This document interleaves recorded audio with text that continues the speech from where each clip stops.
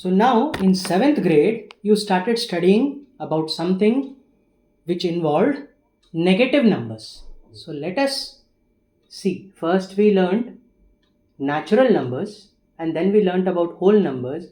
We then compared them, and now let us continue into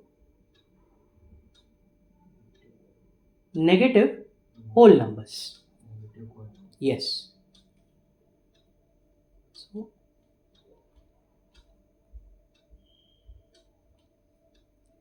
what if I gave you something like this?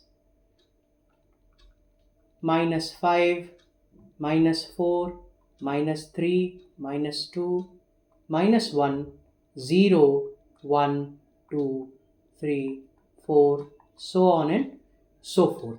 We have already studied 0 onwards, it is called whole numbers. 1 onwards, it is called natural numbers. Very good. So, what do you call this set of numbers? You call them? Negative number. No, you call them? You call this entire set as, have you studied in 7th standard? Yes, sir. Yes. Integers. Yes, you call them Integers. integers. Very good. So we call it integer numbers. And by any chance, do you remember the symbol we use? Yes, sir. Yes. Z. Yes, correct. Z. So now we have integers here, and integers can be written as Z is equal to ... because this side also it is infinite, -3, -2, -1, 0, 1, 2, 3, so on and so forth. As you can see, the numbers are whole, but there are negative signs or positive signs or 0 attached to them. So, how do you think you can compare integers with whole numbers? Yes, sir. Whole numbers start from 0. Yes, whole numbers start from 0. So, whole numbers are present inside integers. So, we can say integer set contains all whole numbers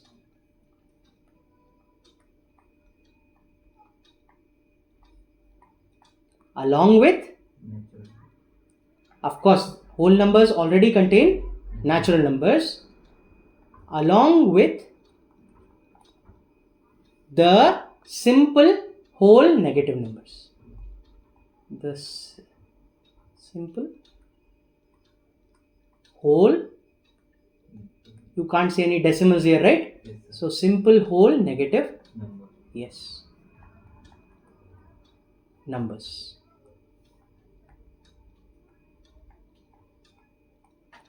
And so we can say safely that whole numbers are a subset.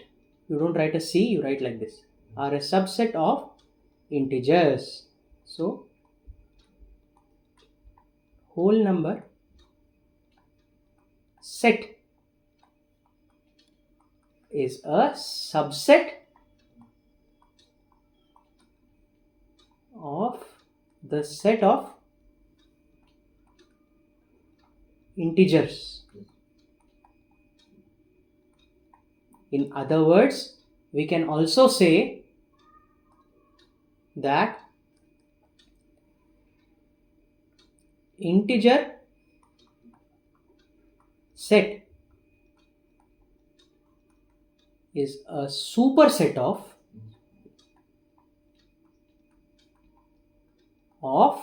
you can include natural numbers, whole numbers, yes, natural numbers and whole numbers. Natural numbers and whole numbers. So now let us move ahead to the next type of number called rational numbers.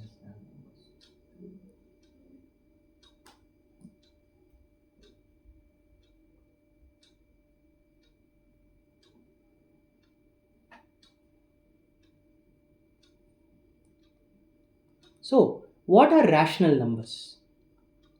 Let me explain.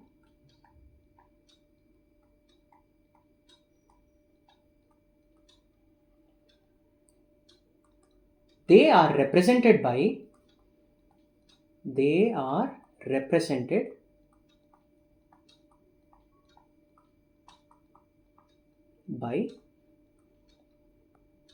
q is equal to x such that x is equal to p by q. X should be in this form. There should be a numerator, there should be a denominator. But let us explain what p and q are. P belongs to integers. P is an integer. Q, small q, also belongs to integers. However, q cannot be equal to 0. You cannot have a denominator as 0. It becomes undefined. So, this is an integer and q is a non-zero integer.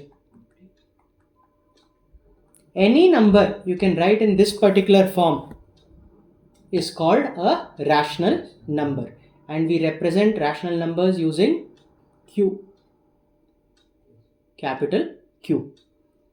Or so now we have p is an integer. P is an integer. And can you tell me what is the speciality of Q? Q is a non-zero integer. Exactly. Q is a non-zero integer.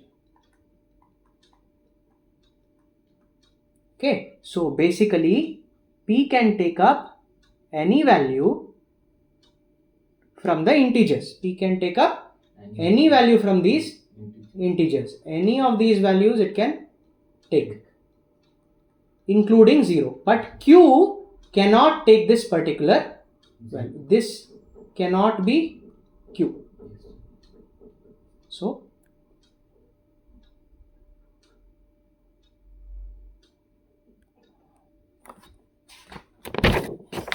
let us cite some examples.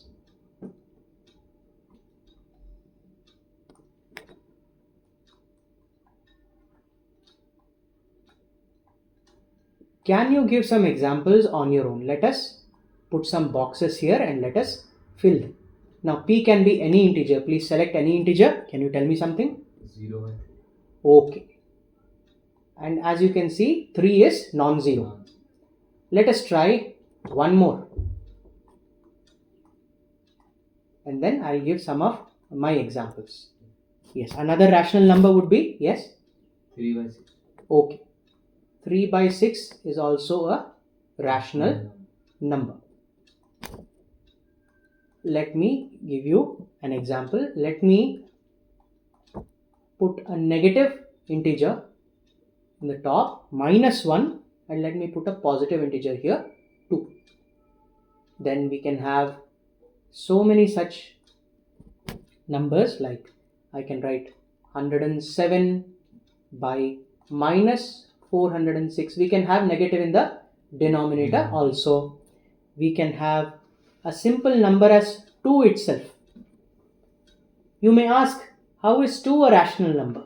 Yes. We can write 2 as 2 by 1.